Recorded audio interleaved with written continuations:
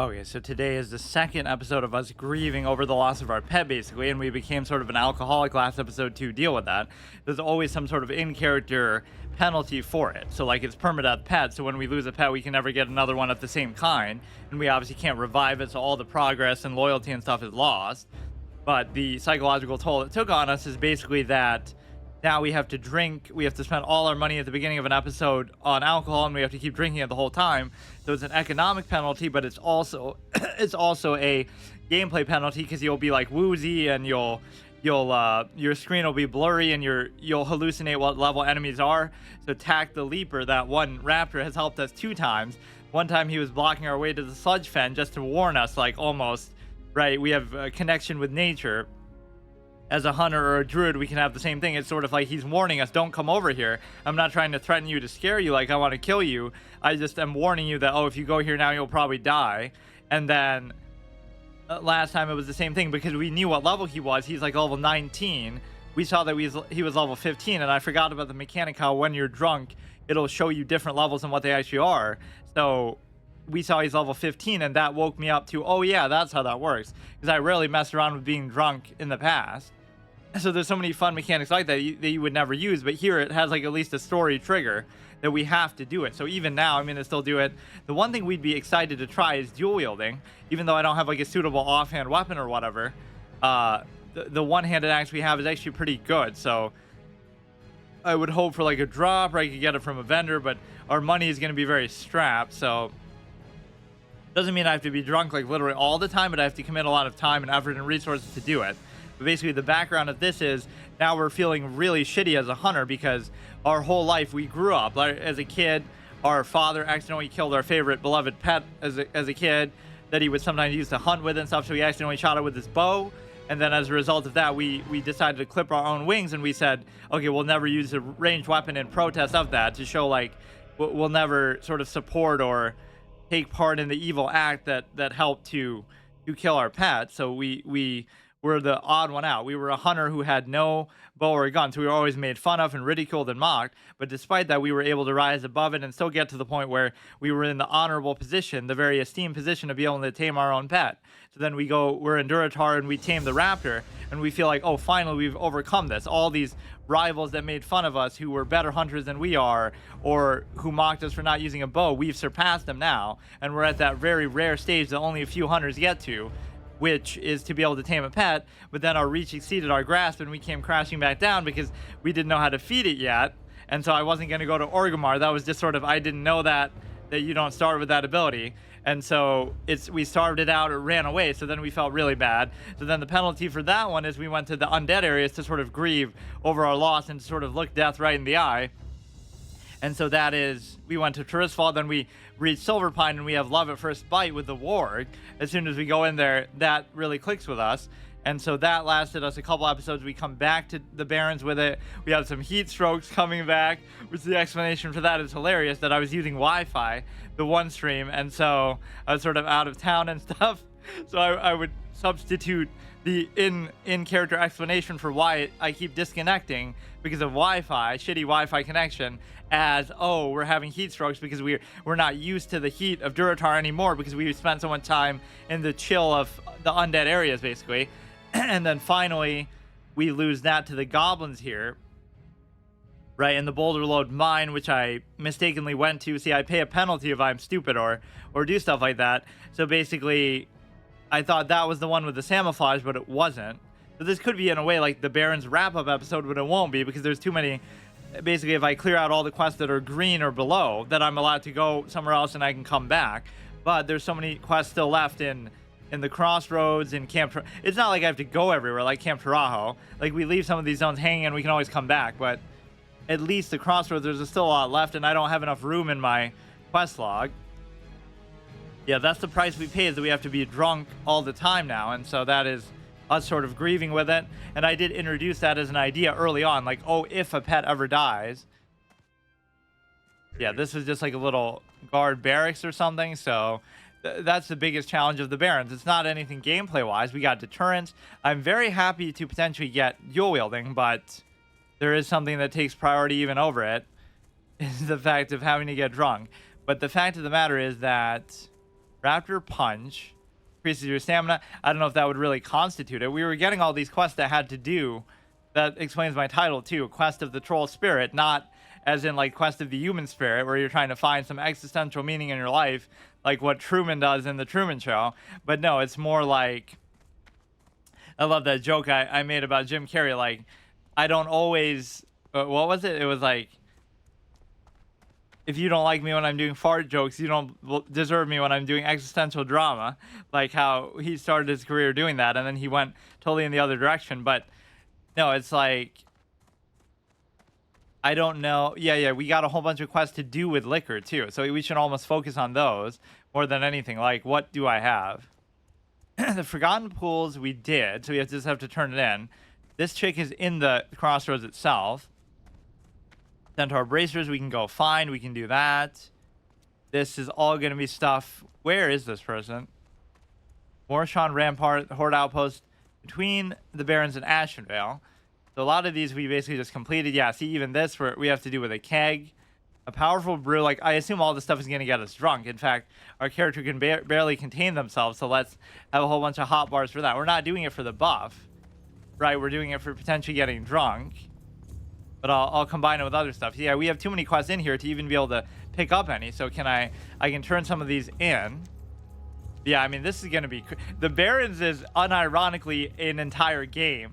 This is a single-player game that, like, I almost want to see somebody do that. Make, like, a fan game of just the Barrens in full depth. Like, that is literally a 20-plus hour playthrough.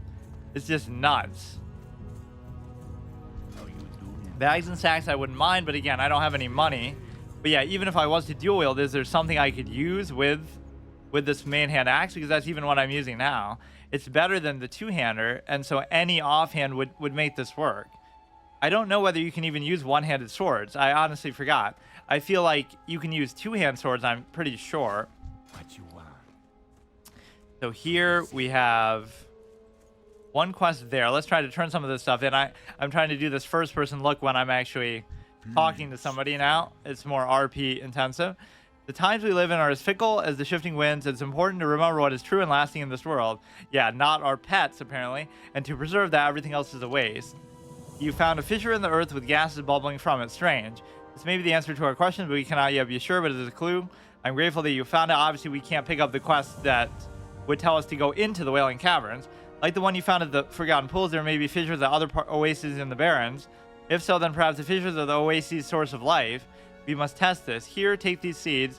They're dead and infertile, but take them to the stagnant oasis to the southeast.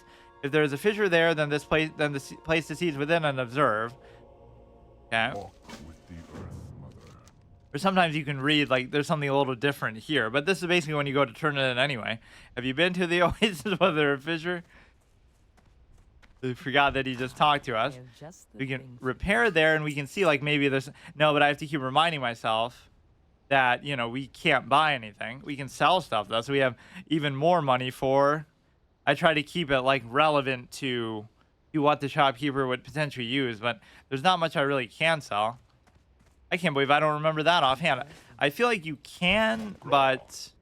it just wasn't super common that people would do it, or there were always those memes like with Thunder Fury, like sure, a hunter could use Thunder Fury and Hand of Rag and whatever else, but obviously that would be frowned upon.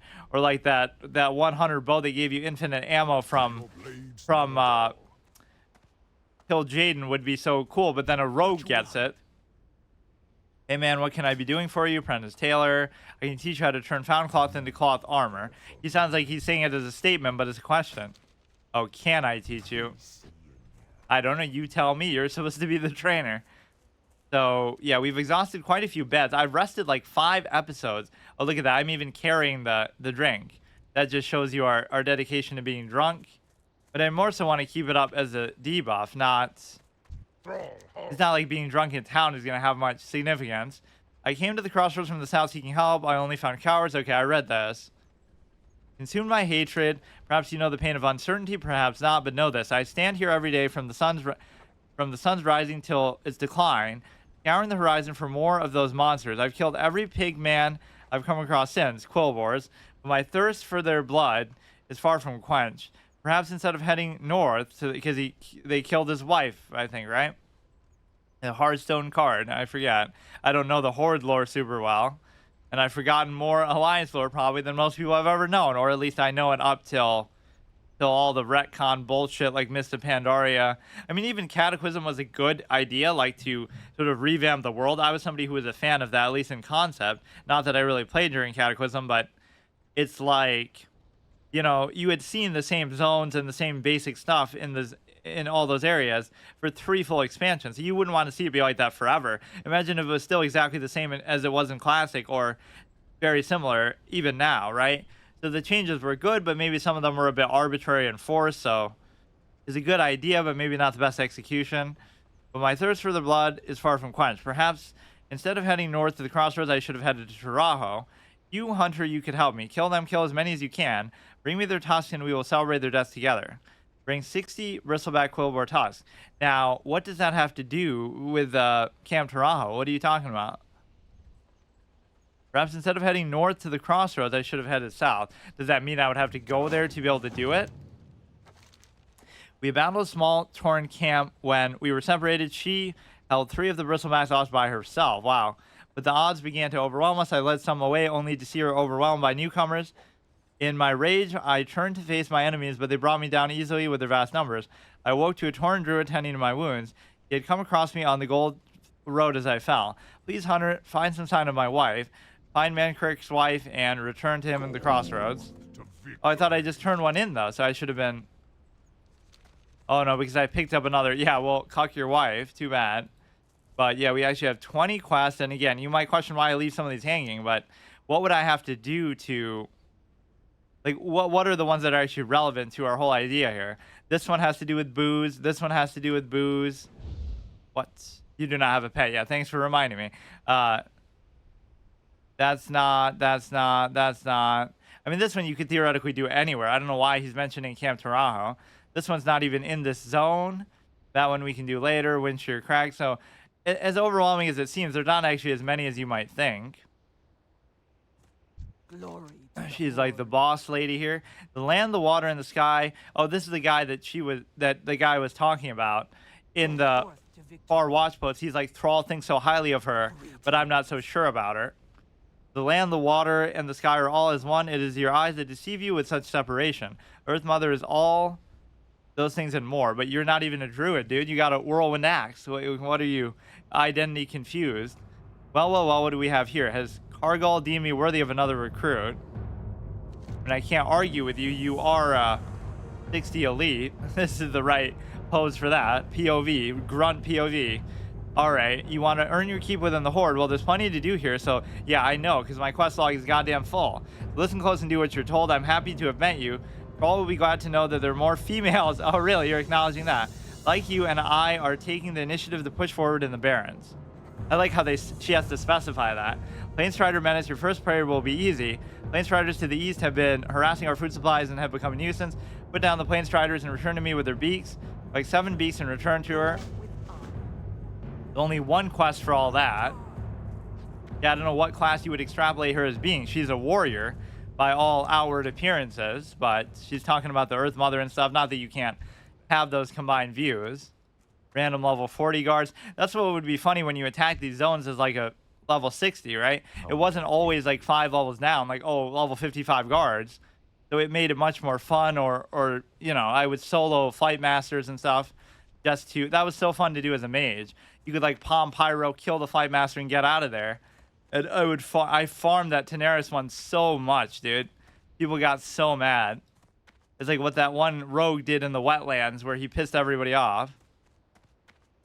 I almost don't even want to read these because I'm gonna have to get them when I can. Imagine if I died of fall damage, something like that, just trying to do a lazy fall off. Like, oh, I don't want to walk around a few inches. So let's see who we can talk to that's not going to give us a quest. We'll save these interactions for later. I would feel like I should do all the quests in the Crossroads, but I shouldn't have to do Camp Tarajo and stuff. Yeah, this is why it's called the Crossroads. Look at this. Mulgore, Dustwall Marsh, Thousand Needles, Ratchet. Like, it's so vague. Like, oh yeah, in that general direction is Dustwall Marsh. Yeah, there's also Tenaris. There's also Ungoro. Like, why don't you say those two? It's just so silly. in that general direction, you'll find everything. Duratar, Ashen Vale, Stonetown Mountains is obviously a very cool zone. Baker, we don't really care for that. We're more of a meat eater, just being a hunter. So we don't really feel very drunk, but I assume this is what does it for you.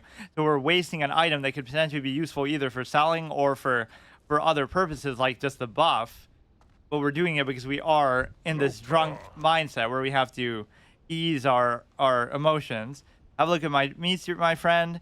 You won't want to go out into the barrens without a good stock of provisions, but now we cry over this because we realize that, oh, normally we'd be buying this for our pet as a nice little treat to reward him for his hard work, but now we won't be able to do that. Okay, save that. Those are two things that are going to annoy me. One, the quest that you can't see with the exclamation because they're too low level, and then number two, because I still want to do them. And then number two is the simple fact that you will have certain ones that'll be above their head because, okay, first of all, I don't have room for them, but second of all, there'll be dungeon quests. So I have to keep track. Like, I'll keep thinking, oh, I forgot to pick up this quest, but it's actually one that I declined to take up because I don't want to accept any and abandon any. I haven't abandoned any yet, so I just have to be careful not to accidentally pick one up that would count like that. We're not using the Hearthstone at all. Everything should be... I'm allowed to use the Fight Master, but... yeah, how about you have something alcoholic? Look at his baiting you with all this. Like, I want some of this good stuff. Or he might have some. As the wind on the plains, you are always welcome here. Nice line, actually. You got to go to the one in Orgrimmar for that kind of degenerate behavior. What do you need? Not long ago, this guy looks like he'd be the stable master. Not something we even want to see. Raptor thieves. What, they stole your raptors? Like how nature stole my raptor from me? But it'll be raptors who actually stole stuff. Welcome to the Crossroads Hunter. My name is Thork. I lead the defenses here. This is the guy, that one guy was complaining about, right? He always gives him the cold shoulder. I lead defenses here in the name of the war chief. Please feel free to make yourself at home. As long as you mind your business, no one should have any problem with you taking up some space. There are many threats to our safety here. If you've already become familiar with the lay of the land, speak to the others here. Perhaps they have tasks for you to do. What a name. Such an orc name. This is straight to the point. Devrock. My wind riders are trained to fly quickly in the hot barren's air. Yeah, we're totally allowed to do that. In fact, I'll have to do it because I'm going to end up... There's not actually as many NPCs here as I thought there were. None of this stuff is really relevant to me as a hunter, but that is one of the great classic RPG things, that you have all these little things you have to manage. You know, weird little reagents and stuff. You could say it's a bit contrived, and I'm not saying it's perfect, but having to have the runes as a mage, having to have Onks as a shaman or whatever, wouldn't be as relevant in this type of playthrough, though, because you wouldn't be able to... I should really do more cooking. Try to keep my professions relevant here. Like, what sort of meat would I need to try to level that anyway? Bat wings, small eggs, like there's so many things. So whenever I get these things, I should save them, but I have hardly any room for them. And the only reason to get more bags would be to put in my bank, but the bank slot alone is going to cost like a gold to get. The Barrens holds a wealth of substances for which we apothecaries or Lordaeron. The apothecaries, or this seems like a typo. 20 years this game's been out, and you've never fixed it. Look at that. A wealth of substances for which we, the apothecaries of Lordaeron, may find use. Apothecaries or Lordaeron is not a valid statement. Imagine that. Nobody's noticed this in 20 years of the game being out. For a shame. I'm paying $15 a month in the year 2023 for a 2004 game. I can't believe it. And now I have video proof. I hate how when you go to print screen these days, there's some stupid Windows update that makes it like go into some sub-screen where you have to choose. Do you want to take the full screen? Do you want to take part of the screen? It never used to do that. That reminds us of our wolf. But we at least gave it a better fate than trying to ride it. Goes on so long, too, the crying thing. Yeah, we'll never have any use for that. It almost tempts me to go the whole rest of the playthrough without a pet. That's how heartbroken our character would be. Doesn't mean we have to be drunk the whole rest of the playthrough, but it will take us some time to get over it. I can't really decide what exactly would determine it. The spirits have brought you to me, and so I feel blessed by them, but I'm not going to do anything for you. Like, great. What do you need? Tabar. Like, we need just a one hand. Like, even this is 7.2 damage. This is unironically great for our offhand if we were. It might not seem like it, but that's still pretty good. Like, the damage value is good. So this guy will solve my whole thing, and then it's just a question of actually learning dual wielding, which I can't do because my money is down to 2, but it's at least the right track to be on. The Barrens with its hot sun and hostile denizens, the perfect place for you to test your strength and fortitude. Neither of which are my specializations. Like, I'm not a priest with blessing of fortitude, power of fortitude, or a strength hunter, despite my melee infatuation. What do you need? However, yeah, we don't believe in what this guy is doing. Right? We protest it. We try to avoid selling stuff to him, whatever the case may be. Or I was thinking, like, for one character, that would be a hilarious. I almost want to do that. You have to do a first-person click-to-move playthrough as, like, a mage or somebody, and you can only use skill shot abilities. Like, the problem is there's not enough of them in the game at this stage, right? Like, so it makes it like a first-person shooter where you have to aim everything. And so you would have to use AoEs only. You would have to use, like, Flame Strike. There would be a better way to do that probably in some other later expansion, but... Greetings, man. Egg Hunt, this is the guy who has that classic lore connection to, you know, the Silith that appear in the Barrens. Then they foreshadow it. Then they appear in the Thousand Needles. Then they appear in Feralis. Then they appear in Ungoro. Then they finally appear in Silithus. So this one little thing is causing so much of an infestation in, like, the whole southern half of Kalimdor. So the Silithid are to Kalimdor what the Scourge are to the Eastern Kingdoms, which is a very cool sort of, because there is no Scourge presence here at all. There is 0 Scourge in the entire fucking Kalimdor that I can think of. Even most of the stuff in Felwood and Winterspring is, like, more so demons, right? This is like the leftovers of the Hydral Assault, whatever demons are still there, kind of regrouped. But the only Scourge presence is an RFK, which is sort of subtle and understated because you almost don't even know that, and then you just see it once you get in there. So Aminar the Coldbringer is given, like, such a... Either he's either a favorite of the Lich King, like, wow, you're so impressive, we're gonna let you take on a whole continent by yourself, or he hates him and he's, like, sending him on a suicide mission, like, you know, as punishment for something. It's hard to even say which of the two would be true, but, like, think about what he does. He goes to Northrend, right, and he leaves Kel'Thuzad behind. You'll watch over my exploits on the Eastern Kingdoms. So he gives him Nax Promise and says, watch over here. But what does he do for Kalimdor? He's like, oh, Aminar the Coldbringer, some random dude who doesn't even have proper lore. You take on this zone, whereas Kel'Thuzad takes on basically these zones. Just the Plague Lands are his main exploits. Like, what other Scourge presence is there down here? Like, there really isn't any. Even Duskwood isn't affiliated, I don't think, with the Lich King. I forget how they explain it.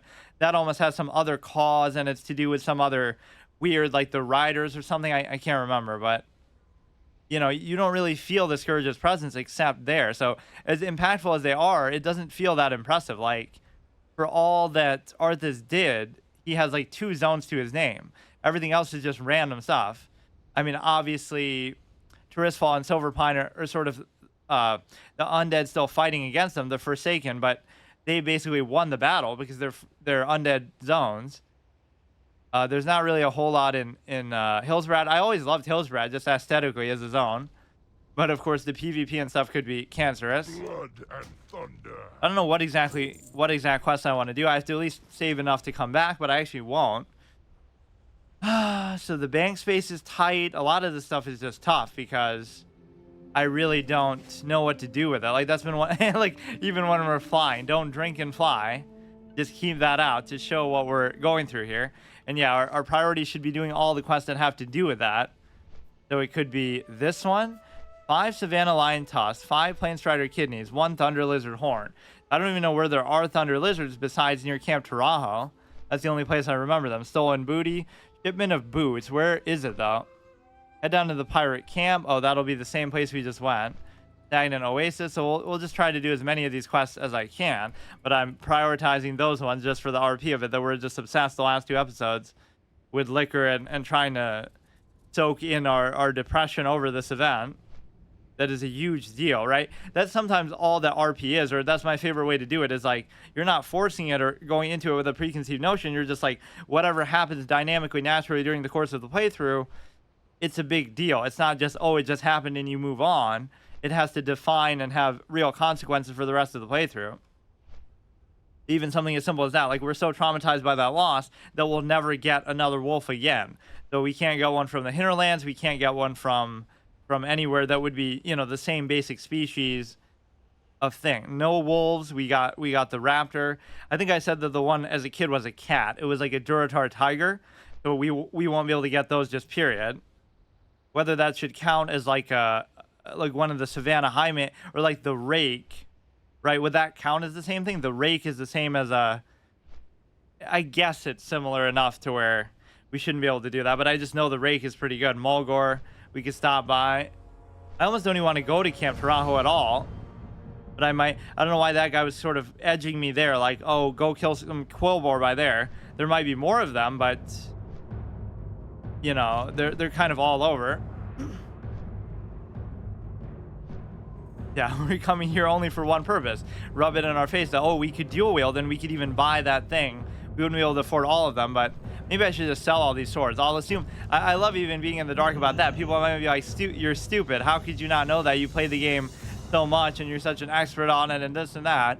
But I never played a hunter, and I really, even if I could use it, it's not going to be relevant. But the thing is, you might not get any more of them for like a super long time, right? You know, these might be the best ones you get like ever in your life. I don't think you can. Yeah, I don't think you can. I know you can use a two-handed sword because I even was doing that on my old, you know, my original hunter.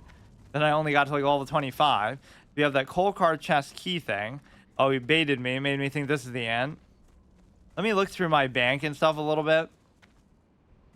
That icon almost reminds me of a Pokeball a little bit vertically longer, but still, it almost looks like it. This is the only source of liquor that we can really get. We should upgrade to kind of a stronger one, though. Typical alcoholic beverage. Typical alcoholic, like we did that one last time. Oh, that maybe is what we should have to do. We should have to go through each kind of it. So 1, 2, 3, 4, 5, or I don't know. Like we'll just do it this way, but we won't even have room for it. But I do have room, but I don't have money for it. We upgrade to the next one, but you would have to, I don't know, you would still have to do more. Like, how would we define that? I don't know. You have to at least drink a stack, or there should be some amount that you're forced to do. The Darkmoon Fair, I'm not going to worry about that. Darkmoon Fair has already arrived. You say, where is it located? Darkmoon Fair is now open for business. Be sure to see the most exciting show in Azeroth. Darkmoon Fair is coming. Be sure to experience all the wonders and excitement of it when it comes to town. If you act right now, you can redeem this voucher for prize tickets. Just hand your voucher to Galvis Grimgate, located inside the carnival. It's in Mulgore. Right now, the fair is just outside Thunder Bluff in Mulgore. Don't miss out. Go today. Yeah, it gives you an actual reason to go to Mulgore, period. I can't even pick it up, even if I wanted to. I don't feel like I should really be allowed to do that, or it shouldn't have much relevance. Yeah, we wasted all our money, but that's what we kind of had to do. I don't mind doing some crafting and other stuff, but you should have to at least go through a stack of it. I guess that could be the rule. So I didn't actually do that. So, like, let's make 20 bandages and do something like that. You know, I'm going to assume. I'm going to make a judgment call that could really piss me off later, but I can't use swords. I don't even really want to use swords, but now boomstick is to do with guns and stuff, so I'd have to go find someone else to sell it to. But let's actually try to exhaust some of this stuff. Like, we have a lot of copper and stuff in the bank, so we could use that to make more bombs, and then we could obviously make some space that way. So I wasn't expecting to spend this much time in the towns and stuff. The problem is I'm going to just have trouble finding those little houses to rest, because I have to, that's sort of a rule that keeps the series going, pushing forward, but the episodes are so short, it becomes difficult. Like, you have to rest in a different house each time, and it has to be like a different area altogether. Not like a different zone, but, you know, like, oh, the house in the middle of the Barrens. Now it has to be one, you know, we already rested in Ratchet, so now we can't really rest in the Crossroads, or maybe I should be allowed to because it was far enough away. But I kind of said it shouldn't be. acceptable because that we slept in the hut like outside of it. And then you're not even allowed to sleep in the inn because I don't want to get rest either. I should have probably just grabbed stuff from the copper and stuff, but I don't have room, I guess.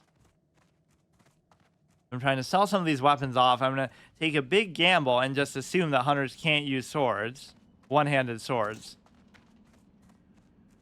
I'm already doing well, but see, now I'll never know. I'm pretty positive you can't. Bow, we got to stay away from that. That's the whole reason why we went away from the other place. So I'll sell everything besides that two-handed axe as far as weapons. I don't know what other things we could really get rid of. I mean, I don't know what use we're going to have for that. Somehow it'll be useful for a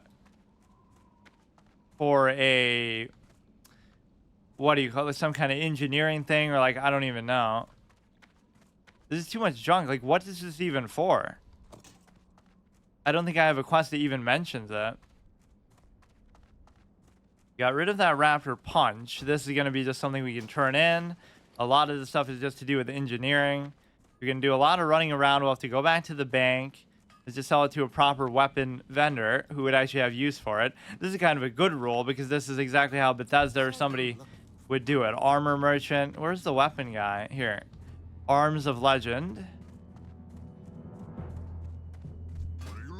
Weapon vendor, perfect. So let's sell him the swords, assuming we can't use them, which I again don't know for sure.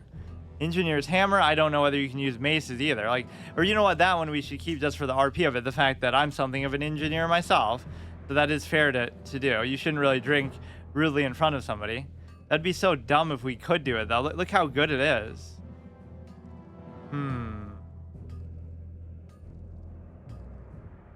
Or like, yeah, with that, we're going to have to buy more booze, but I'll get it up at least to the 20 mark. Tailoring, like, we'd have to sell this, let's say, to the general goods thing. Engineer's hammer is fine. That's fine. This, we could make a whole bunch of bandages, I guess. Of course, blasting powder. We're going to drink off the last of that. There's nothing really here that's going to have too much value to sell. Cooking, engineering. Who would even logically do that? You should sell it to like a cloth armor person. Go forth to victory. So we go back around, get this thing back up to like 20, but we are within the possibility of being able to buy dual wielding. How many did I buy at first? I had like maybe 17. This one's at least a little bit stronger, so you won't have to drink it as often. This reminds me of like when I would always buy a bunch of noggin fogger stuff on my mage, and I would just spam it to... I would have like stacks and stacks just so I could always be in skeleton form. This is one of those luxuries of having money and being able to sort of indulge in stuff like that. So I think the only logical thing to sell this to would just be... It could either be general goods or it could be like a cloth armor vendor. I can't really... Actually, that doesn't make sense though, because it has nothing to do with that. I guess he could repurpose it, but I think actually general goods make sense for some of this stuff if you can't categorize it. So we'll sell both this and this. I shouldn't have to spend all my money now on booze because we already did a satisfactory amount. I'll just get it like around to 20 or whatever the difference. I'll get like 3 more. Yeah, my original intention, like, oh, we should have to be drunk the whole episode, but then I don't even know what that means because some of this stuff is like, you know, we just have it for the sake of it, but typical alcoholic beverage. Okay, that's obviously what we have here. Yeah, most of the alcohol comes from the Alliance. They're filthy drunkards. Like, obviously the dwarves have a lot of it. Stormwind. Like, when you look in the shop, there's nothing really that comes from... There's nothing that really comes from the Horde side, the Horde areas. I don't even know what race would be associated with it that much. Undead can't even drink. Tauren don't seem like the type to drink. Trolls kind of seem like it, but they... I don't know. They don't express it, like, super clearly. Yeah, general goods is fine. I mean, we could have just gone to the cloth thing. What else do we have?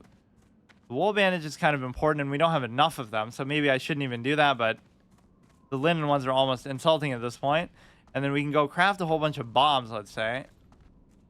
Do we put the potion there? So that first bag is kind of hard to deal with.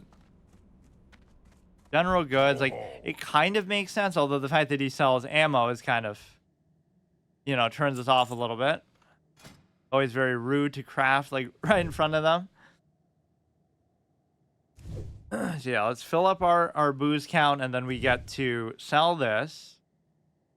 Is always more valuable. I forget by exactly how much, but that's kind of like gaming the system. Just like, get linen and then sell it for more than what it would be worth otherwise. But like, it's not hard to just farm out infinite amounts of money. It just takes a while, and it's a little bit harder than I guess I expected. And I obviously try not to farm. I just more so explore. Maybe that's how I just covered up. I'm just an explorer. I'm just a completionist.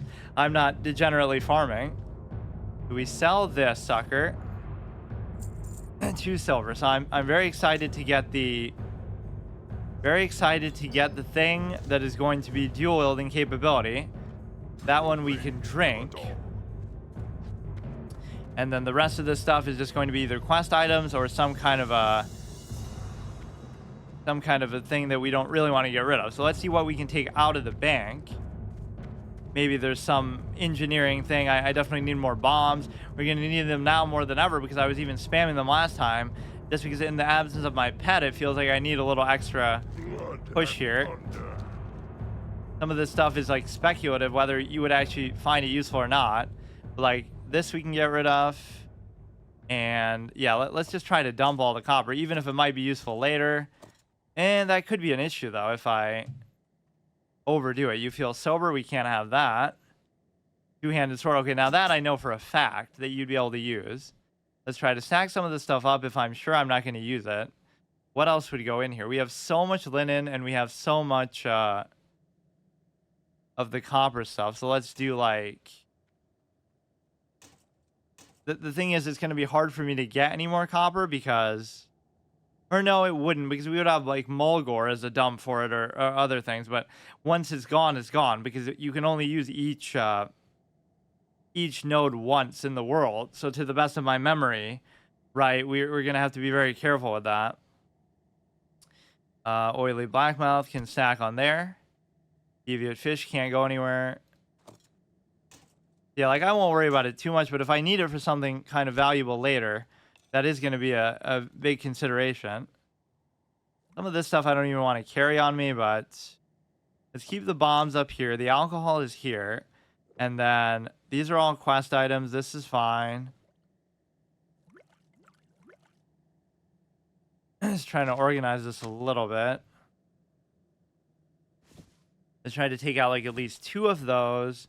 I mean, that would be easy enough to find, but again, you're going to have to go to basically low-level areas to be able to do it. Is that going to... No, that's not what I want. Lumber, sand, coarse blasting powder. I don't know what I actually need. If we look in the engineering tab, let's say I want to make the... We don't need that. This. You would need handful of copper bolts, which I can make more of too, but let's just get rid of that as well. Again, what are other things? I'm amazed the bag space became such an issue, but it's maybe not that surprising. Plastic of oil. Oh yeah, that we can sell, like, let's say to the one guy. What else can I get rid of, man? Like, what if I need that light leather for something? Right, that might be the only way I can get it. I can't get it from the auction house or something, so that's why I'm maybe a little bit paranoid with some of it. This stuff will craft or sell. I don't really know what we could do with this. Fish attractor, that's not really especially valuable. Yeah, like all these random herbs, basically all these profession items that otherwise wouldn't have any real value. Let's put these 2 up here. So either we'll turn them into bandages or we'll use them for the engineering. Like, what is missing here? How do you make a rough copper bolt? Copper bar 30. So that'll require only 1. Wait. So we would need... We could do at least like 9. So if we do 9, that'll be enough on both counts. I don't want to calculate the exact amount, but whatever. Just that's fine. All this stuff is either going to be turned in or useful for one purpose or another. Engineering thing. Camouflage is quest item. Copper modulator. I don't know what that is. Cooking we were going to learn. Engineering we're going to learn. In fact, it'd be very nice if I could do that just to get rid of it right now, but that could be difficult. Rough blasting powder is going to be all used up here, so that'll be good. I mean, that's good enough. That's at least more space than we've had to work with for most of the playthrough, which is kind of sad to say. Either we'll sell this stuff, or for some reason I always have it in my head that it's the first one. It almost makes sense that it should be, right? The first one you come across when you enter town should be the inn. We're gonna go ahead and get a few more of those. Have to be a little careful with the money though, so we can actually learn our dual wielding skill, and then we'll be very happy to try that. Although we won't really have anything to use on in the offhand still, unless we get like a ton of buku money here. Buku bills. I can't remember where I heard that first. Jesse Lee Peterson said it. It's in some of the GTA games. Some of the characters will say it. I saw it in a movie once. I think maybe King of New York. Somebody says it.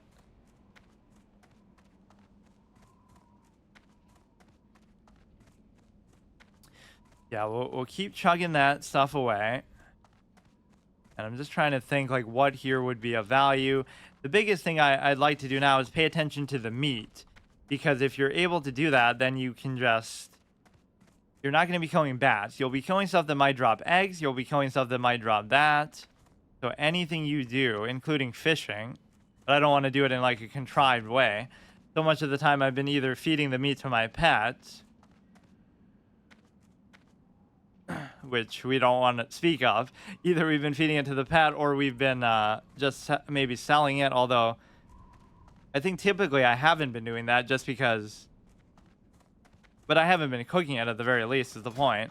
So engineering, I would love to get to the 75 mark. And if I can do that, then I can learn the mechanical squirrel. So that'll be the closest to a pet that we ever get in our life. Because, you know, we'll have to get a de facto one that is never part of combat. We never put it under threat. So we have that security and safety to know that it'll never die. So then we will embrace it more and we can actually give it a name and feel like it's actually, you know, a part of us that we can't lose. That kind of peace of mind.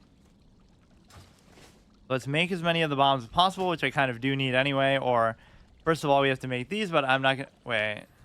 Oh, this always confused me like last time, too. Anvil. It's with the blacksmiths. It's so weird how they have this set up. It's not as beautifully crafted as, like, at least Ironforge has the gray anvil and all that stuff. Like, why wouldn't those two be together?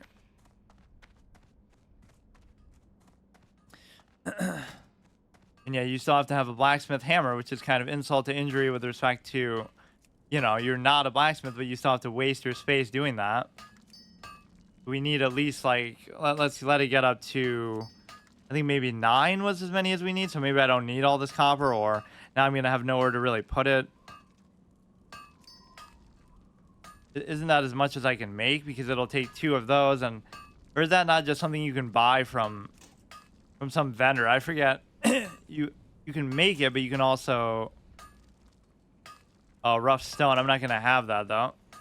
And you are making them in sets of 2, so that could be obviously very valuable. I think I'm over the 5 bomb here. Just the regular one. I don't care so much about them doing damage, but the stun is very valuable. You can use it as an interrupt or all kinds of stuff. Yeah, this is like the most complex profession to try to do that I never really did try to do before on any characters. Even it suits sort of being a mage, but somehow I just never was drawn to it.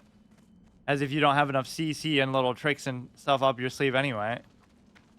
We're at 67. That would have been very beautiful to get it to that point, but I think I just don't have enough, right? Even if I wanted to, you would have to... Yeah, I'm going to make arc-like spanners just to fit into that. You'd have to make more copper bolts, and you'd have to get more rough blasting powder. Unless there's some rough stone in the bank, I wouldn't mind coming back and actually doing it for that purpose, though. Okay, so let's see. This will go here. Quest item, quest item. This is good. This is good. We cleared up at least some space, but it's far from satisfactory. So we'll have like 1, 2, 3, 4, 5, 6, 7, 8, 9 spaces to go. This one we can sell to the general goods vendor, or it arguably should be sold to like some sort of tailoring trainer, but that might be taking it too far. Right? Stuff like that that doesn't fit into a category should be doable that way.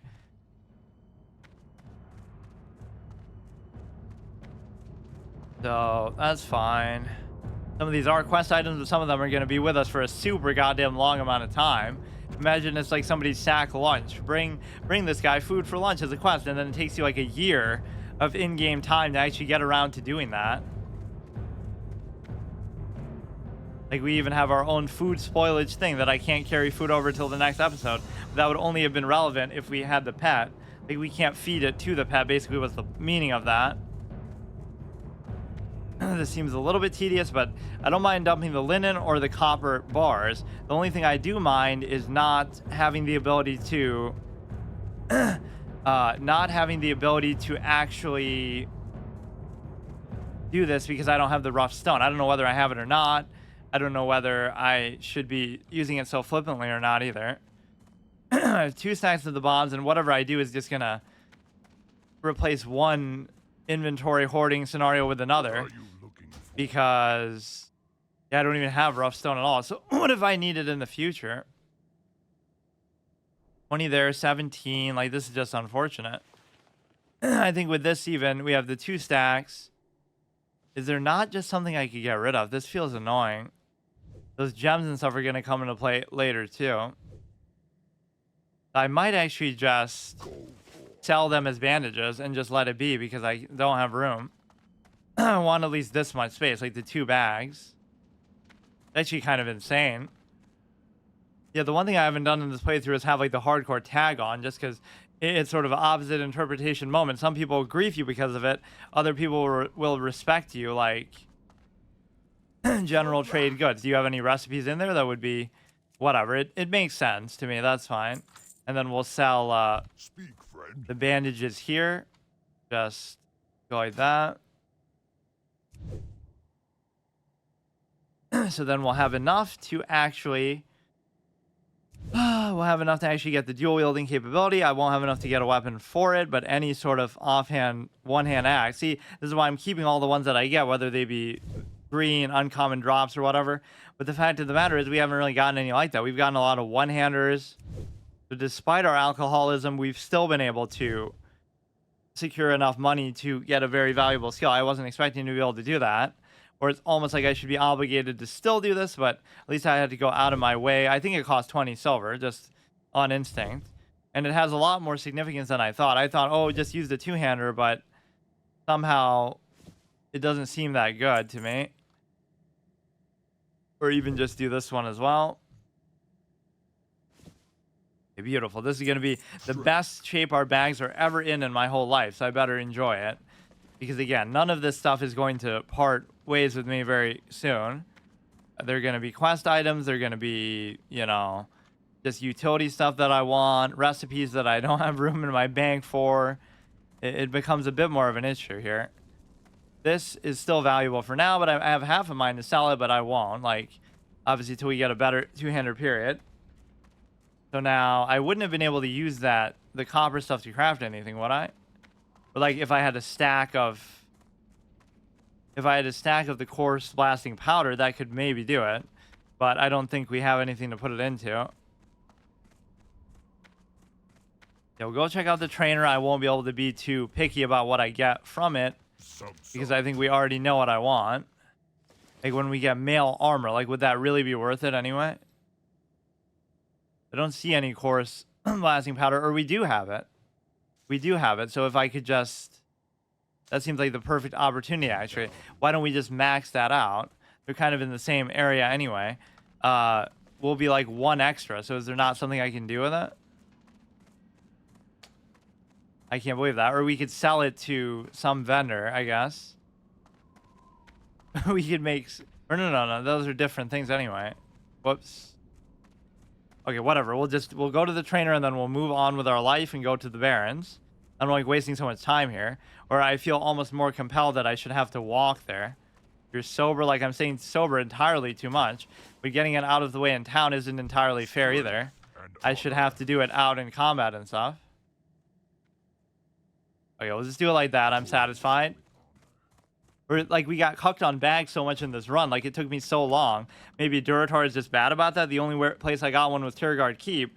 Obviously they have to drop from humanoids, but basically we didn't get any from the Quill Boars. We didn't get any from anything else. So even the burning blade and stuff. So we got like one bag in the whole of Duratar when they're normally so abundant, and I almost meme on that, like, oh, we got 3 bags to drop in a row, because they're almost scripted to do that in low level areas just to kind of help you out.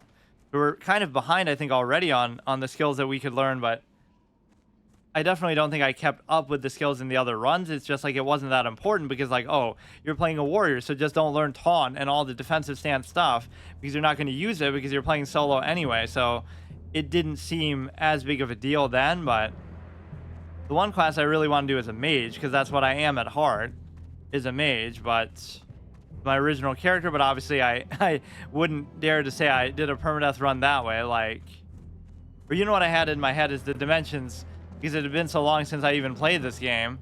I thought that this was where Thrall was, like even there, that looks so iconic, and that's where the hunter trainer was there. But it's actually the opposite.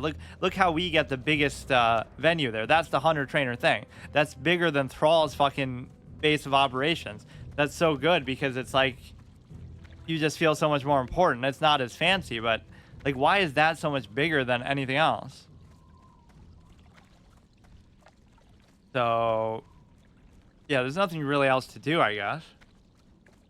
Feel tipsy. Like, how hard would it be to be tipsy the whole time? That's what we're trying to test.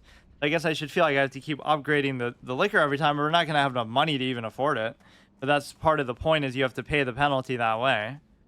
Simulate the real life stresses of you know, being addicted to something like that. But it's a legitimate in-character reason for doing it, right? I'm not just doing it on a whim. Pet trainer, we don't even want to look at that. We obviously abandoned it, so it's gone for good. I mean, we abandoned it as soon as we let it die. We're almost embarrassed to talk to the one we saw before. So we talked to him instead, because we don't want to face, like, she'll ask, like, where's your pet? Where did it go? Is he on vacation? Is he taking a nap? I have much knowledge to impress upon you, hunter. You must learn to hunt with honor. As with the hawk is useless, men, pet, don't want to see that. Aspect of the cheetah is cute, but this can also get you in trouble. In fact, it's super nice to have, because this is the closest you're going to have to a mount for a super long time, because even when you can get a mount, you're not going to be able to do it. That is very much what I want, though. Why is it 22? What a random number. Male, don't want this, don't want this, don't want this. Multi-shot. Yeah, so there really is nothing to learn, period. Crack, undead, not really that important right now. Disengage, attempts to disengage from target, reducing threat. Exits combat mode, which allows you to put like a trap or something, or feign death. Which I don't know how reliable that really is, but obviously it is good. Freezing trap is very nice if you're going to fight 2 things at once, but quite frankly, it's quite clear what we want right now. Allows one-hand and offhand weapons to be equipped in the offhand. And so the biggest priority after that is just, I do want aspect of the cheetah. That would be very cool. That is a very big deal. But unfortunately, I don't have anything to rise to the occasion, but we will in no time at all, surely. What is your deal? You're not a pet trainer or anything. But yeah, they sort of do spoil the hunters here. There's one troll on this side, 1 troll on that side, and 2 trolls here. So 4 trolls, 1 orc, the hunter special. And like you have that little kinky thing going on in the where you can in the Valley of Spirits, where you can turn in linen cloth and stuff for rep or whatever cloth. You have like 3 chicks in blindfolds doing some kind of weird experiment, testing their magical skills, and you got like an Illidan role player, because she's like, I forget, she's wearing the blindfold, but she was also doing something else. Oh yeah, she's holding a skull in her hand, like this, as if it's the skull of Gul'dan. So it's actual Illidan RP. That obviously is an intended reference, surely.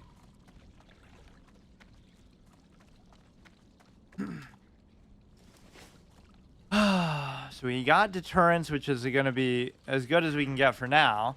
But I'm going to be looking at, obviously looking forward to that. I'm surprised I got dual wielding actually that soon. I wasn't expecting to prioritize it or even want it, but I think I realize now how good it could potentially be.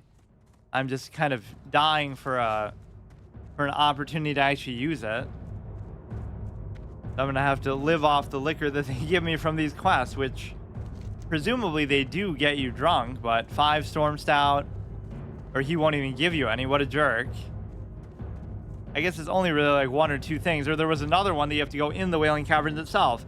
He ran away with my booze. Go chase him into a dungeon with all these elites and get yourself killed and get your run ended.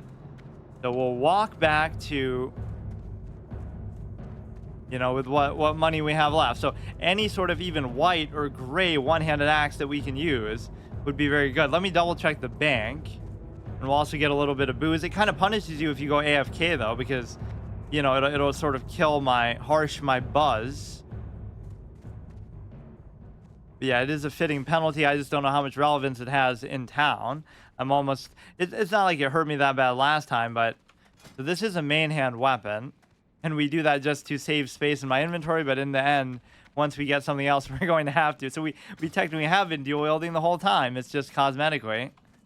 That's like our stress ball or something that we just clutch onto to make us feel better. We're not going to use the fight path anyway because we're so in love with this, which we could only get 2 of them anyway. I'll try to save that more for combat purposes. So let's go all the way back up. And, you know, it would be nice to get some sort of, just anything would be better than what we have, you know. From that vendor, he had like a 7 attack, 7 DPS white thing, which is almost as good as what we have, right? 7.2 DPS offhand. Like, that's so good. That's going to be transformative for my damage, but it costs like 20 silver, so we're going to have to deal with that. So at least now we're in a safe zone. We're like, oh, we already used all our money, so now we can't go back and get more booze. That's as big of a commitment for the episode. I got more than the 20 mark, so that's the reasonable thing. I just kind of wanted it to be where like we're in combat and we're constantly blurry on the screen and stuff. Feel sober, like, damn, dude, you have too much of a resistance. That's your racial ability. That should be a dwarf's racial, that you're just resistant to getting drunk.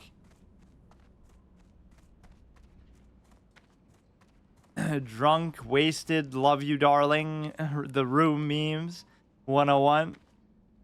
But I love that episode when I first got to Orgrimmar, where I like talked to every single NPC in here just because. I almost don't even want to do anything, but that's where the whole resting in a different place forces me to do stuff, because I have to make progress because we're already kind of behind when it comes to basically the Baron. So I don't even have to do any of these. Like, let's prioritize the lowest level ones. We'll kill Plane Striders. We'll kill the Centaur. We'll turn that into Ratchet, I assume is where... Or no, they're more near Ashenvale. This is just like kill everything there. The Thunder Lizard thing is the difficult thing. Why is it green, though, too? You'd have to go almost to Camp Tarajo to do it. This is the pirate camp near Ratchet. Stagnant Oasis. I'm trying to plan out basically a path to where I'm going here now, because I don't have to go back like to the Barrens or something. I keep calling it the Barrens. I don't have to go back to the Crossroads, because the only thing in the Crossroads that I wanted was I wanted basically to buy that weapon from that guy, but we're not going to be able to do it forever probably. I just have to be a little more cognizant of the meat that I get. And the reason why is because I want to also focus on cooking a bit. We almost have enough to get that mechanical squirrel, so it's hilarious that we got that to drop. It was some random harpy like in Duratar, Razorwind Canyon or something that happened to drop it. So that's very cool to sort of keep us company in a very sad life that a hunter leads now with no pet. With both clipped wings and a clipped heart, I guess you could say now. This is where it all happened, and it was sort of my misunderstanding that I thought that's the Camouflage quest that I was trying to do. And I'm like, why the heck is it green when all the enemies here are orange or yellow? I mean, the fighting yellow enemies at your own level is a big mistake to do. You should never do that. Don't fight stuff even 2 levels below you. Like, I couldn't take it on still now, and I kind of made a crucial mistake. Like, we're in that cave up there, right, the mine, and we're fighting like... You know, like you enter the cave, you're up to here at the wall, and then you keep going that way, right? So we're fighting like 2 goblins. The pet's fighting one, we're fighting one, but I'm looking this way. I'm looking back the way that I came, and so I don't notice that like an ad comes and hits me from there. I don't think I need to kill the hyenas for anything. For the number of beasts we slaughtered, we don't really feel like such a honorable hunter that way, but I guess... Gotta make sure we use the trap. I can't wait until I get counterattack, but even Mongoose Bite has been very disappointing for all intents and purposes. And of course, counterattack combos very well with deterrence, but we have at least a 10% parry chance, so we're just gonna keep going down, I guess, as we level up. I don't really know what the significance of that is gonna be, just I can't believe we're electing to use the one-hander over the two-hander. Like, the top-end damage is still better for crits and stuff, but Mongoose Bite doesn't take into account your weapon damage, so it doesn't even matter, right, for 25 period. So it was very underwhelming, right? This is almost as good, but this also adds your base damage, but of course it takes over your base attack the same way the Heroic Strike does, so it's not like a bonus attack the way the Mongoose Bite is. So I guess on that level you can't complain, but kill the Plane Striders, kill the Centaur. I don't know, like, where exactly are they that he's saying? While in Kolkar territory. So some of these are very open-ended. These are Savannah Lions, Plane Striders, Thunder Lizard. This is the pirate area, and this is the Stagnant Oasis, I assume, is just like where the Wailing Caverns itself is. So they're kind of teasing me with that. They've already offered me multiple quests that are going to give me the possibility of going in there, which I, of course, rejected picking up. Chronicles that caused me so much trouble and got me to like 1 HP because I didn't understand how leeching worked, I guess, in the water. I'll take that credit. And then the other point is basically just we should have only beast tracking on basically the whole time you're in the Barrens, because most of the stuff here is going to be beast anyway. That's the thumbnail I was thinking of making too. That one episode we just did the coastline walk, the shoreline walk here to Ratchet, so it's like it'd be us fighting like 50 different kinds of beasts, because that's all we did on the way. Like, there were so many. This is all we did. We just fought like every single enemy in our path.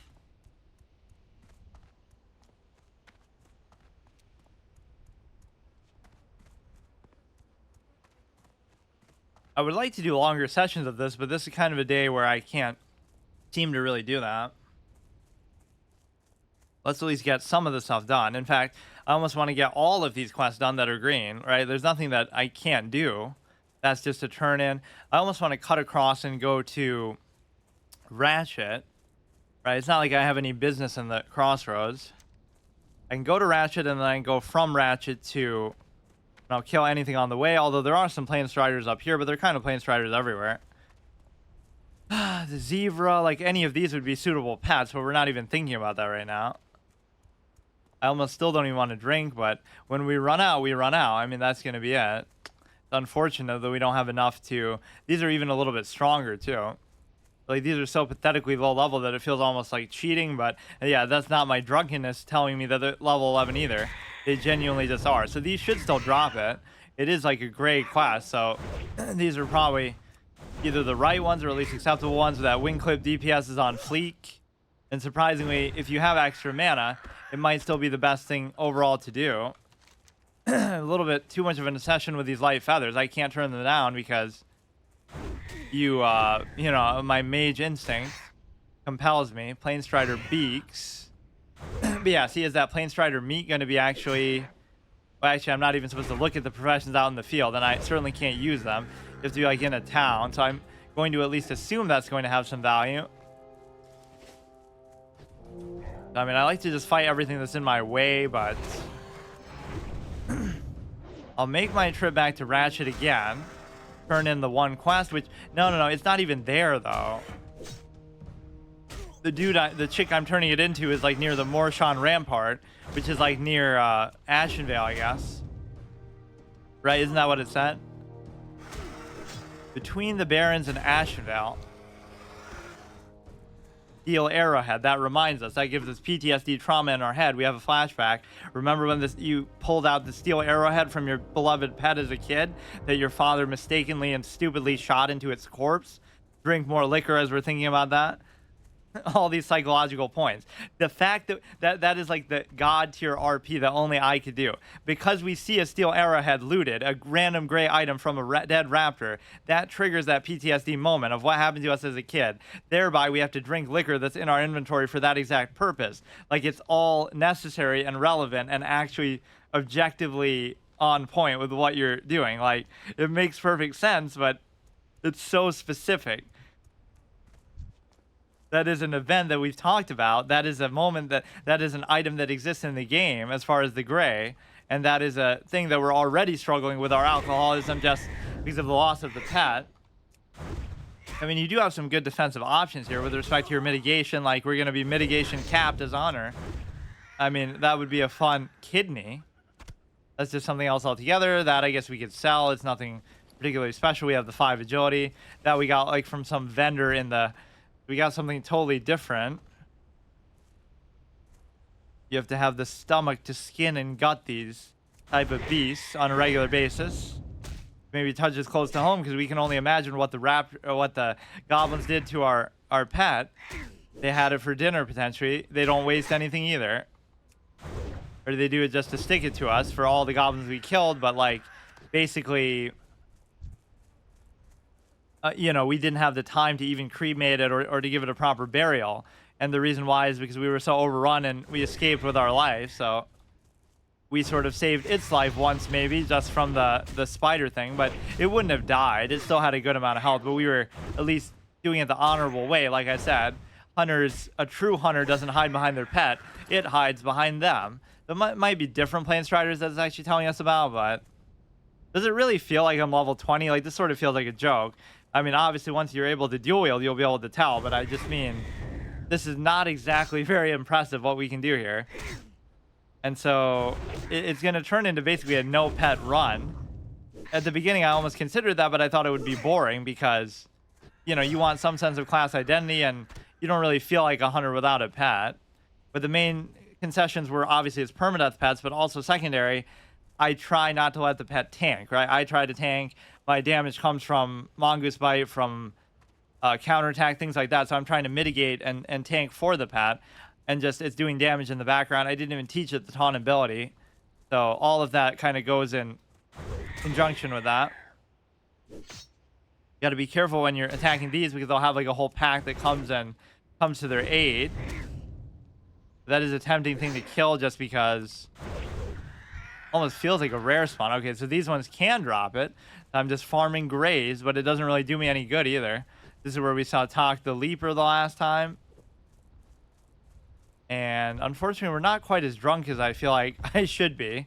Not the first time I've said that. On a real life level, I really don't like drinking. And I especially don't understand why people... I'm a minimalist, so it should be no surprise, but I don't understand why people like drinking beer of all things. Like I said, the absolutist tendency. Don't do anything at half-mast in life. Like, if you're going to do it, just do it all the way. Don't, you know, can I cook that? Like, where is there a recipe that would let me do that? That's pretty unusual, actually. How often are you really getting Kodo meat, unless you're especially seeking it out? I don't think there's a quest that really tells you to do this. I don't even know where I am. I'm just in the northern part, I guess, in general. This is going to lead to the sludge fen, which, again, at that little raptor buddy's advice, I'll try to avoid it. The Savannah Highmane itself will be in this grass, so they can't hide from me. Savannah Huntress, where even is it? I don't see it. Isn't that what we're looking for here? Savannah Lion. I don't know if that means it has to be more specifically that. This zone is just incredible, though. But... again, on the flip side, it sort of shows the unfinished nature of the Horde zones. Just you're not able to really appreciate them the same way as the Alliance ones because the Barrens is shared between too many. Yeah, I don't know if this will count. Like, anything Savannah Highmane should be close to it. They're all called Savannah Highmane just because of my...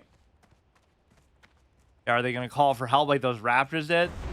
It's kind of a crazy moment. We're in aggro to all 3 of them. Like, some of these moments would be very difficult to deal with if you actually had to not have a pet, but okay, that's just happening naturally. You shouldn't be so laid back about, but you have to really let it happen, otherwise it wouldn't be an issue. Our racial, unfortunately, isn't that good as a repeatable thing because you could use it like every fight pretty much, but it relies on you being at low health for it to be good, so you almost don't even want to let it get to that point. Vanillite toss, small furry paw is a white, but I don't really know what it does, like what is so good about it. So here's where even cooking and having some food at my disposal would be nice because I don't want to keep spamming these bandages. Like, I don't really have a good way to heal. I was using them regularly after every fight, like just to avoid having to eat, basically. Oh, shit. Right, this could be a bad thing, but let's actually do that. Let's see how good it's going to be for us here. We do have a potion, worst come to worst, but kind of a weird moment. Or even using this should be allowed. Mongoose Bite is like a Batman type of thing, right? Where he does like the cape flick. He'll be like all, you know, he'll do a dodge into an attack. He'll use the momentum of the dodge to come back and hit you somehow. So it's actually relevant. The fact that you tried to hit him somehow helps him hit you is how they would try to explain it, at least.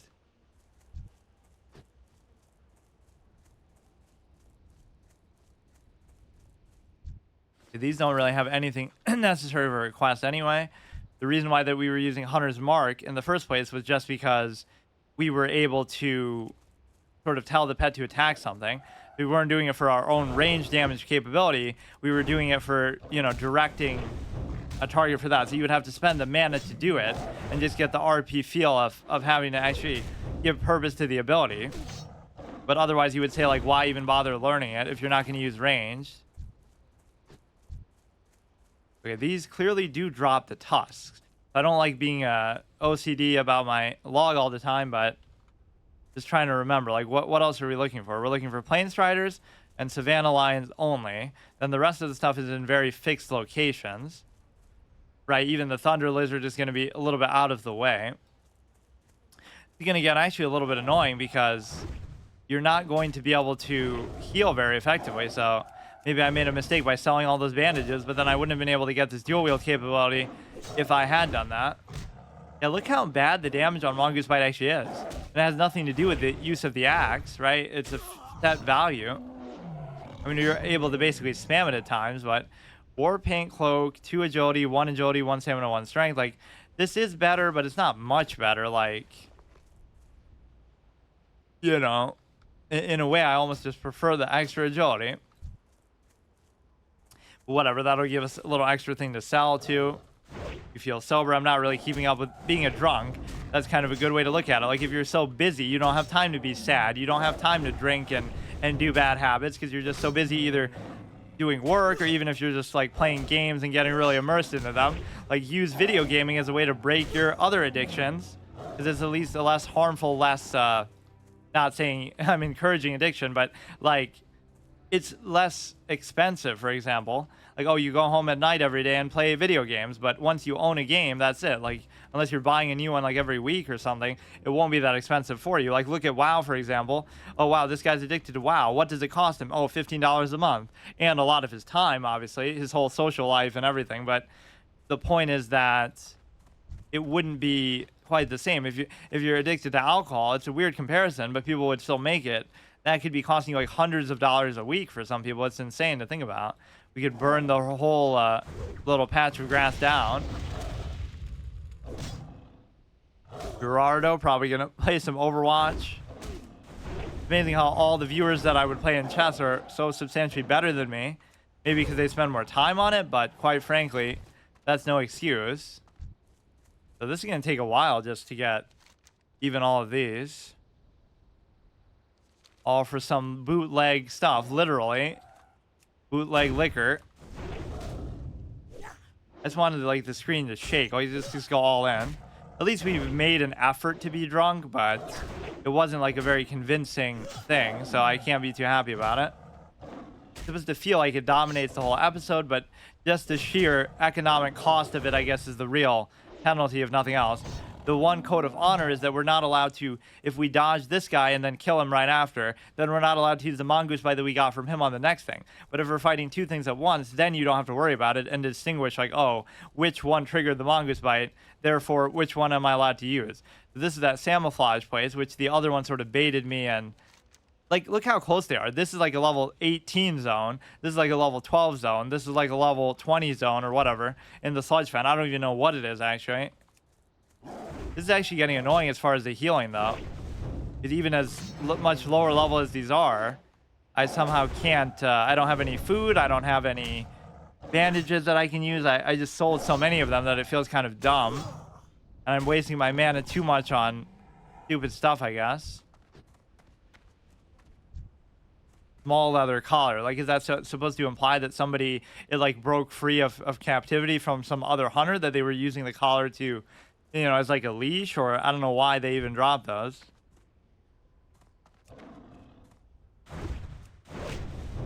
So it is weird having these be so far out of our level range. It's not like, oh, this is the best quest we can do and we have to do it to get experience to turn it in or something. It's just more like I'm trying to be a completionist with these, because we were fighting like level 18 raptors or something last episode, right? And that was still without our pet, obviously. I thought there was one in here somewhere. The way they sort of hide in the grass is actually pretty cool. Right, ready to leap at any unsuspecting foe. The hunter becomes the hunted moment. Number 2. I love the whole concept of likes and dislikes on YouTube, because it's such a... If I name a video like random dude farts and the video is some dude farting, it's like, oh, that's such a stupid video, so people will dislike it. But it's like, you're being honest with what it is, right? It's fit for purpose. So what did you expect? The title and so forth, and the expectation was accurate. So all I'm saying is, like, the person posting it is doing what they intend to do, maybe exactly the way they intend to do it. So whether you like it or not is irrelevant. Like, that's just what they wanted. So, and again, assuming they're not clickbaiting or something, they're being honest about it that way too. How far does that really go? Like, that is such a cool ability. It's almost overpowered. Like, how are you really doing this in lore? Like, you just somehow, you don't have an eagle at your disposal to, as a pet or something. That almost could be a pet ability specific to a certain type.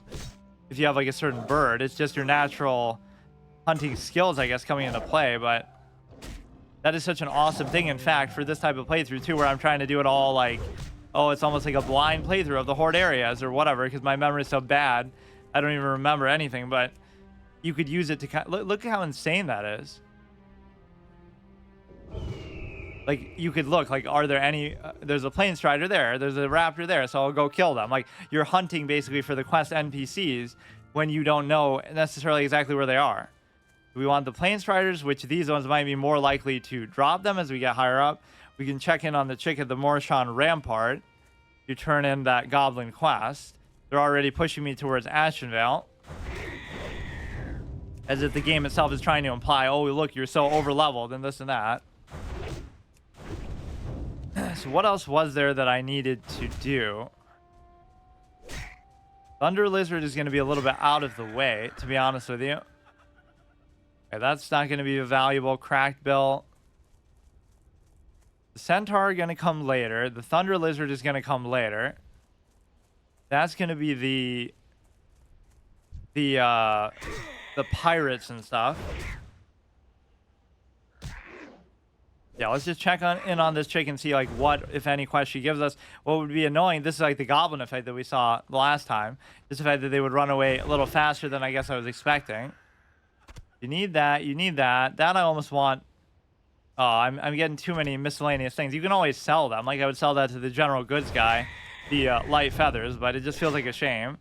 You could sell those for a lot on the auction house to lazy mages like me who wouldn't want to go get them. Go out of their way to try to get them. We're only sort of de facto dual wielding for now. 3 out of 5. We'll fight our way up here. I think this leads basically to the ramparts. It doesn't actually say it on the map, does it? This is like one of those scary zones where you can almost inadvertently run into... I want to fight kind of the higher level ones, which are up there. I just don't know why we can't really see them. I was seeing them with my eagle eyes. Or if you were really dedicated and hardcore as a permanent player and not so lackadaisical like me, even though I do still have an undefeated record in these, 3-0, this one's yet to be determined, you would use that around like every corner. Before I go any further, I want to see what's ahead of me, and I would just do that. It has been a really fun playthrough, but I'm surprised I'm doing it in such a secondary way. What was that? I just targeted some random Auric player. That was so unexpected. Supposed to be a dead server. Nobody's even here. So suddenly they just jump up to level 17.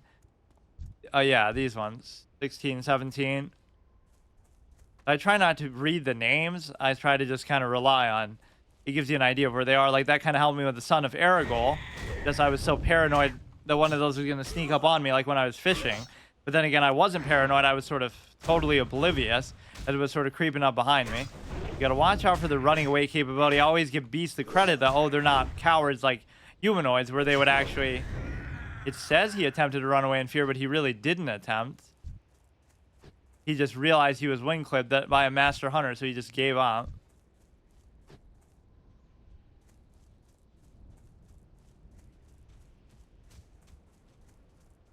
You know, this would almost be a good place to rest, considering the short nature of my sessions, but I was trying to do, like, at least all the green quests. I hate feeling like in a rush or whatever, but it's just somehow... That's why the sleeping condition really comes in clutch to sort of force me to actually get stuff done, because you have to keep making some form of progress at least. So we should almost sleep in Camp Taurajo as we try to kill the Thunder Lizard. I don't care about turning the quests in as much, but I at least want to have them done. We got to go pursue the Centaur. Right, this will be taken care of with the Plain Striders. What was the other thing? We need this too. Why is the drop rate so bad? Where you'd think they'd reward you on these, like they have a higher chance. Getting a couple greens, I don't know if that's going to be better than mine. I think mine is just generic nothingness. 2 int, 1 spirit, 3 strength, 2 int. We got to do the spirit build though, because we have the capability of the 10% regen basically. Let's see if this dude has a cheap axe to sell, like an offhand for us. But the reason why that wouldn't work either is just because, well, we don't have enough money, but also this guy had some quest related to liquor too. It was kind of uncanny how that very same episode where we went into our depressed RP of drinking, that we got like 5 or 6 quests to do with it that mention it, like even the one in the Wailing Caverns that I didn't pick up. The music in all these horde zones is so good, whether it be the Tauren ones are some of the best, or that's not even a quest item. Yeah, see, here's where you'd almost have to use the bandage between every fight, because they are doing so much damage to you. It's getting a little bit annoying that way. In fact, just you always need food. You always need some kind of a way to rest after fights. That would even be true with the pet too, although you'd be killing stuff a little bit faster, but it wouldn't be tanking for you necessarily. This could be your little pit stop too. And this one's far enough away from the other thing where it would almost feel justified to fight heavy mace. Why can't you have an axe? Not that I'd be able to afford it in my wildest dreams anyway. Weaponsmith and armor. Does he have any cloth armor? Because then it would show that it would be valuable. Mail, mail, mail, mail. I mean, backs are always cloth, so you should almost be able to do that, but whatever. Actually, that feels kind of fitting, doesn't it? He's not a cloth vendor, but he has cloth cloaks. So you might have use for that. And beyond that, maybe cloth. I mean, that feels like you're kind of cheating it a bit, but he has like a unique variety of stuff, so I guess it's fine. And we're not allowed to buy back stuff either.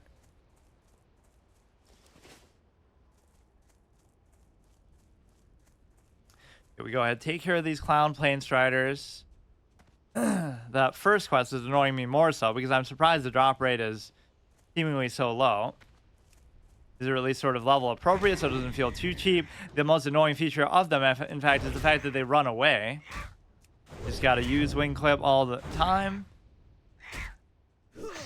They're just so, like, shockingly huge, actually, because trolls are a lot bigger than you would think, too. You're, like, the second biggest race, at least, you know, as far as height. And so, for them to tower over you like that is insane. Like, a gnome fighting this would make it seem like a raid boss by comparison. The Morshan Rampart thing is probably going to be up here. And so we can go ahead and turn that in. It's going to be like a 1 quest per episode rate.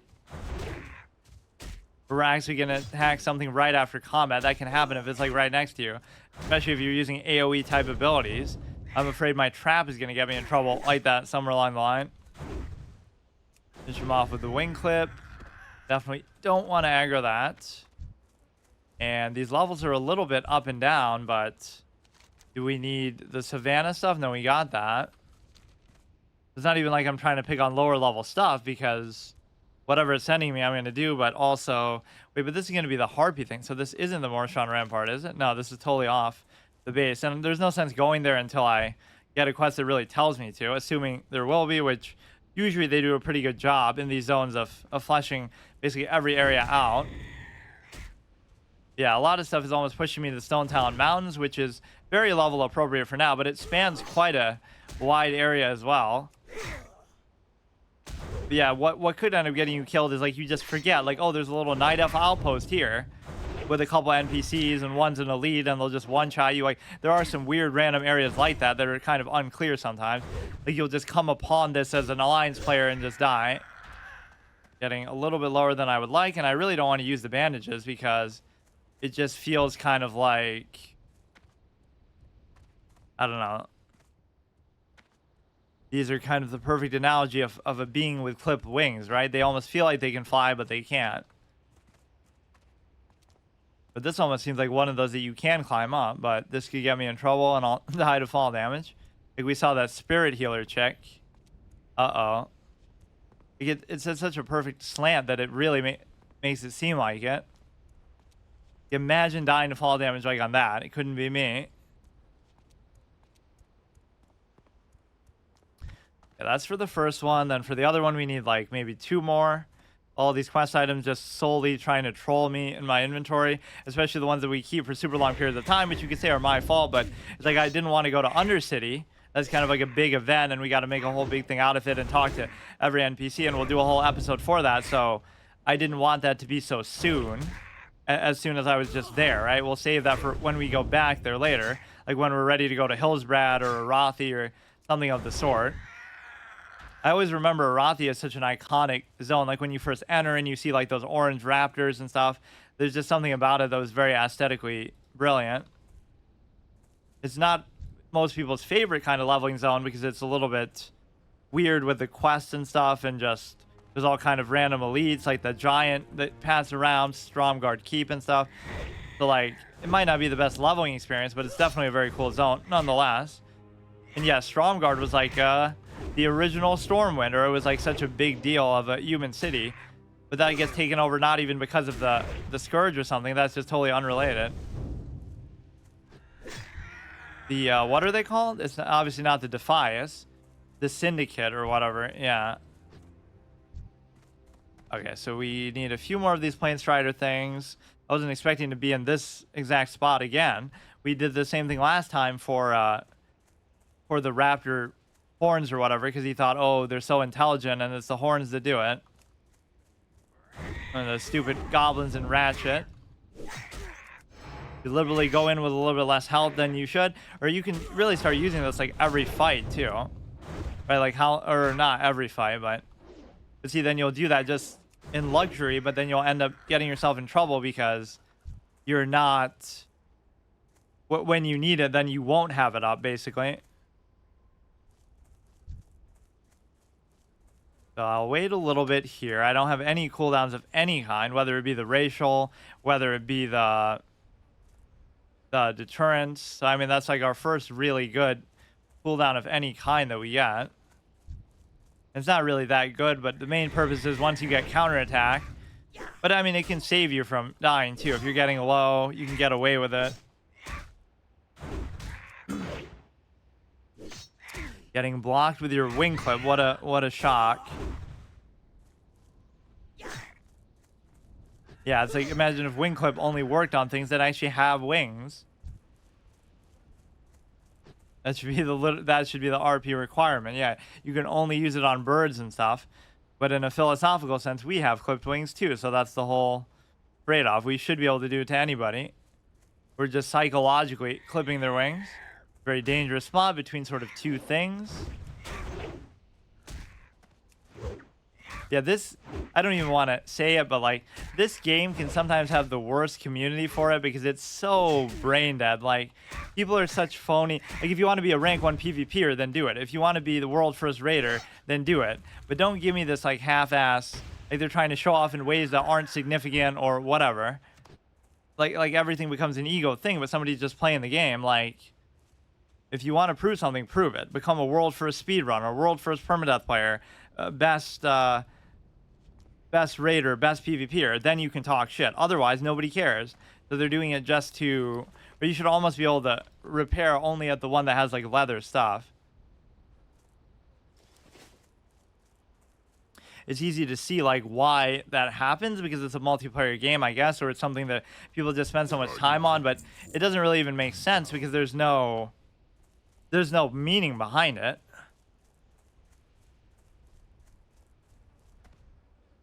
Even if you did all those things, it's not like, oh my goodness, that's the most impressive thing in the world, but at least that's the standard bearer.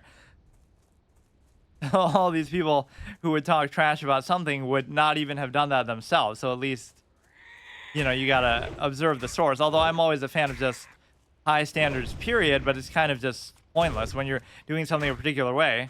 It's not even like this series was meant to show off in any way. It is kind of a little unique with the hard mode condition on top of the permadeath, but it's like, why would I be doing RP stuff and trying to tell a story with it almost if it was meant to prove something as far as like the most efficient run? That's why the one thing I should do that I haven't really done in a long time is when a game first comes out, I should do my first playthrough permadeath format with it. Like if I had done that with Diablo 4. But the problem is I don't want to rush through it and try to be like, oh, I'm world first permadeath, because then you're basically doing it like a speed run too on top of that. Like you could die, although I couldn't because I would have to do it in one try just based on my format. But yeah, because I never break that rule, like with the flex format. But the point is that that would be a fun way to do it, but I don't want to rush. That's my only thing. But I can still do it. Like, I'm not trying to be the world first, but I'm just doing it, period. And it might end up happening anyway. Like, that might have happened with Diablo Immortal, just because nobody would have cared to do that if that run had gone that far, which obviously... But then again, you would also have to be able to stream for like 24 hours because I wouldn't have done it in one day. But I guess I could do like back-to-back-to-back days. I just don't have as much time anymore either. In fact, I've sort of become something I didn't want to do, like where I do too much variety of stuff. Like 7 days in a week and I do something different all 7 days. Whereas it used to be like I would do a hard mode one day, story game the next day, hard mode one day, story game the next day. And then all these other series I would do a secondary. So this would be a secondary series, not unlike a card game, believe it or not, as weird as that seems. Because it's like a long-term, slow-paced type of thing where, you know, it's just a more gradual experience that's going to take a long time to do. But on the flip side, you know, Yu-Gi-Oh, card games like that, Pokemon, Hearthstone, those were all meant to, even chess, were meant to be secondary series. Now they've become sort of primary series in a way. Like PvZ Heroes usurps my PvZ series just because I'm too lazy or whatever to start my next series. So I'm just kind of padding it a little bit.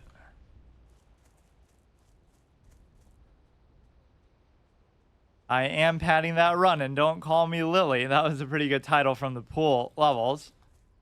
Yeah, this guy's 4 levels under me, but it still is a little bit scary, and some of these things will have annoying abilities, which thankfully these really don't. This will be the last of the Plane Strider things, assuming he drops it. I should be using the trap a little bit more. Like, how much mana does it really take up? Only 50. And it's surprising how much I'm actually going oom. It's not even because I'm spamming and trying to get that wing clip DPS in. Getting so low. Like, why should you ever let yourself be in this situation? If we get some sort of unexpected respawn now, we're in trouble. Or if I just accidentally aggro something, that's where the bomb is so good. Or yeah, we haven't seen a rare spawn in a while. Be careful what you wish for. We saw that elite attack the leaper guy. But he's almost NPC, advice NPC. Let's check this chick at the Morshan Rampart. And so what else did I have to do? We have to kill the centaur. And then we have to find a thunder lizard. That'll be down south. That'll be near Ratchet. And that'll be the Wailing Caverns.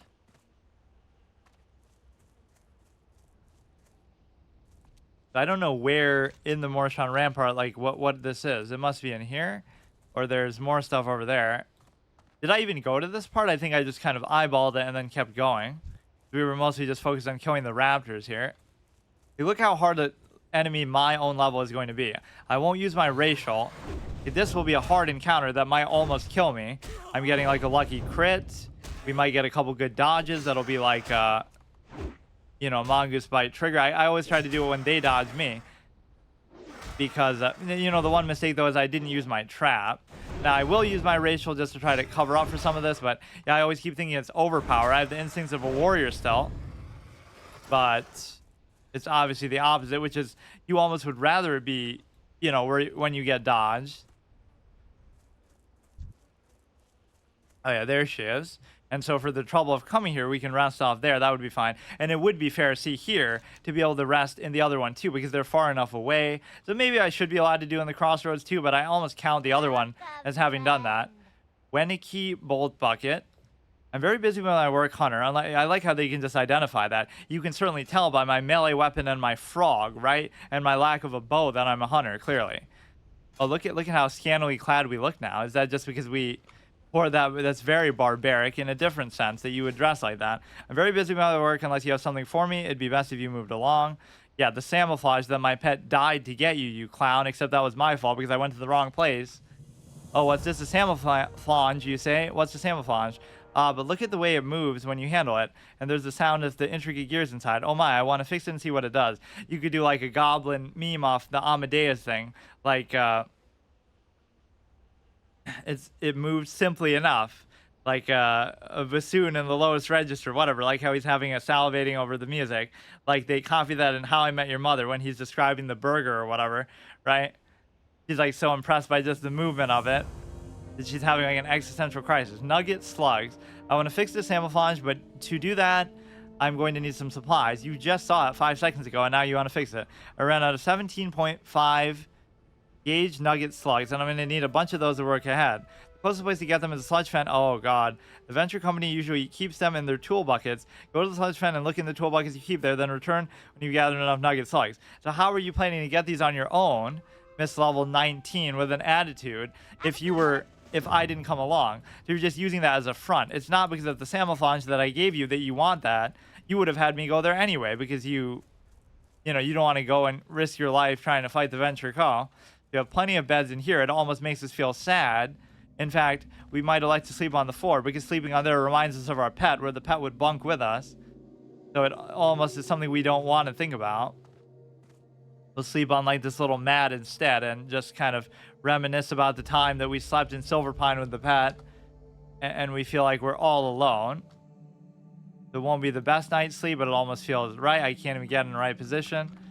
I was trying to do like all those green quests, but I guess it didn't work out. Like we could do like the centaur one like right there, and a lot of stuff will be on the way back. So some of these episodes are just a little bit too short. I love how unironically the scariest music in the whole soundtrack plays in a house, which maybe coincides with like the Goldshire one where, like, oh, that creepy music that plays when the Goldshire kids are doing that ritual, right? And you hear a Cthulhu sound in the voice in the background. Oh, wait, that's just how the music sounds in a house anyway. You just notice it then because you're actually listening intently to the kids, but it always sounds creepy.